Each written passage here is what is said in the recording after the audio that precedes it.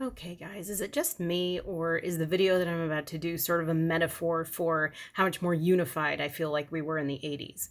And I think this video came out in the early 80s or the mid 80s, but the point is that when I was about to do the remote karaoke of We Are the World, which is the video I posted before this, I decided to look up the We Are the World video, just to kind of remind myself of like, okay, what's my part?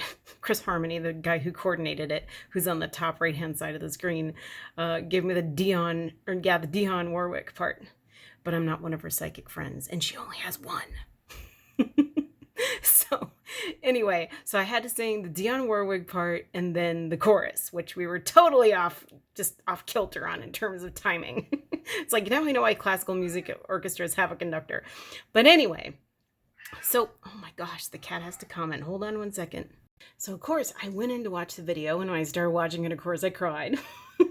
Because just the world is going crazy right now, and I just feel like, obviously, the early 80s, mid 80s was a much more innocent time, and we were trying to come together, and I mean, don't get me started on my theories, but I feel like once Occupy Wall Street happened, they started to try and rip us apart, and that's another video for another time.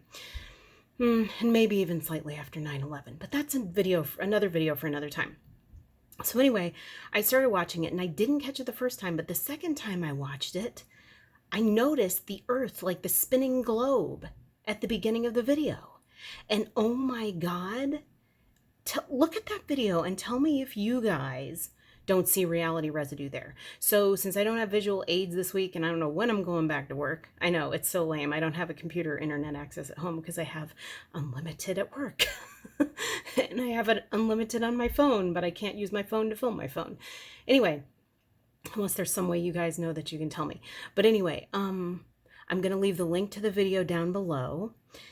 And I'm going to leave another picture on my community page, which I'm going to get to. Hold on one second. Oh, and another weird thing, too, is that Dan Ackroyd, I don't know if you guys know, I never knew this, but Dan Ackroyd was in the We Are the World video. And it was so strange to me because, first of all, I didn't even recognize him when I saw him. And I took stills of this guy because he looks so much like my friend Chris Harmony, who appears in the sing-along video below with us, the video that I posted before this, in the top right-hand corner.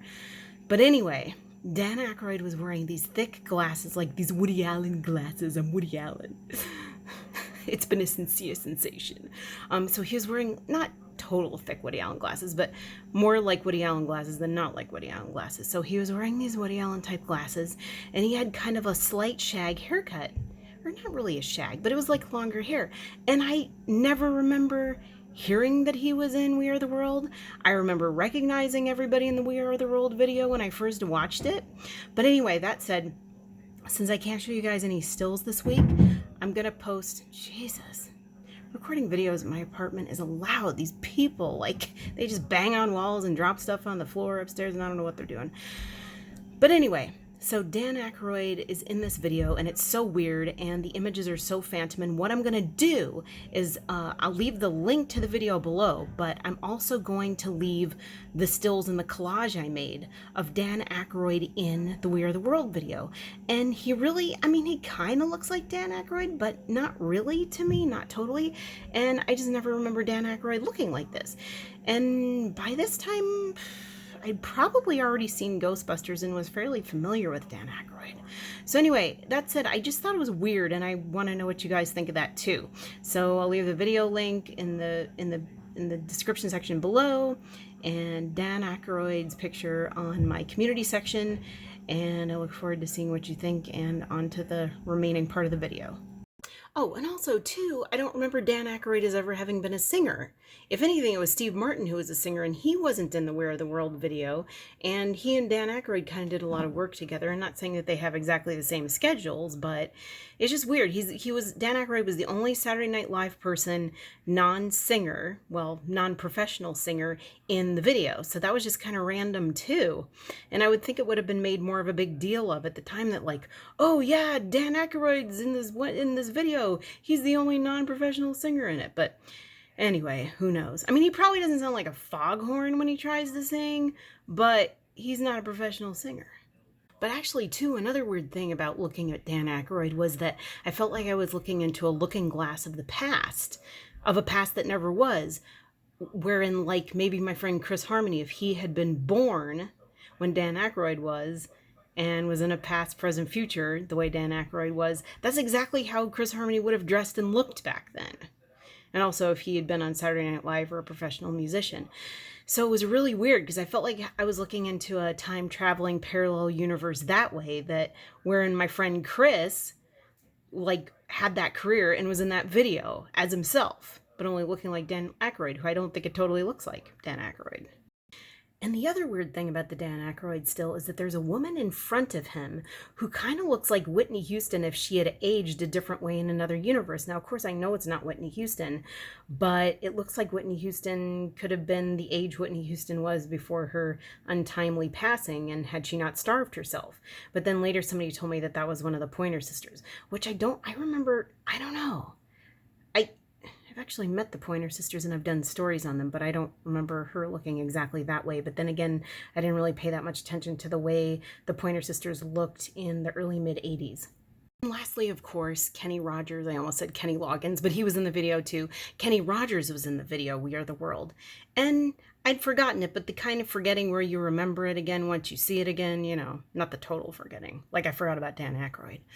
But anyway, or like I never remembered about Dan Aykroyd. But anyway, I just wanted to do an RIP to Kenny Rogers. Like if I have certain special memories about a celebrity, I'll give them. So real quick, one of the memories I have, or one of my key memories about Kenny Rogers that I have, was roller skating to the song Lady in my friend's basement and winning a roller skating contest to that song. And I was a ballet dancer at the time, so that kind of helped my coordination. And it's funny too, because Lionel Richie, I remember hearing that once, and then I remember re-remembering it when somebody reminded me in the early 2000s. Lionel Richie wrote the song Lady by Kenny Rogers, and it's so funny how when Kenny Rogers sings it, it does sound like almost a country western song, but you can totally get the Commodore's vibe with Lionel Richie. So that's my first memory. My second memory was that we have these inaugural concerts every year at the Hollywood Bowl where we induct singers and performers into the Hall of Fame. And Kenny Rogers was one of the ones that we were inducting that year. So anyway, he gets up on stage and he's being really, like, he's so funny. Like, he told all these jokes. And then there's this kid, like, in the front of the audience that, I mean, you'd think, oh yeah, he's too young to know all these songs. But, I mean, if his parents listen to them, no. But anyway, Kenny Rogers looks down at him and he goes, okay, kid, what are you doing here? There's no way you know all my songs. What's your name? Todd. Well, Todd. Todd. That's so funny, too, because I don't know many guys. I just don't know many people named Todd, especially the ladies. But anyway, so he looks down and he goes, Todd, I bet you don't know any of my songs. And then Todd was there. I guess Todd had a girlfriend with him. And every time Todd and his girlfriend started singing his songs, Kenny Rogers would throw down money. He would like throw down wads of cash to Todd into the front pool circle. That's like the up front shishi part of the bowl. That used to actually be a fountain and people used to go swimming in it. But now it is no more. Now it's a seating area. But anyway, those are my two top memories of Kenny Rogers. And, so yeah, it was pretty cool. But anyway, onwards and upwards, and I look forward to hearing what you guys think. All right, peace out.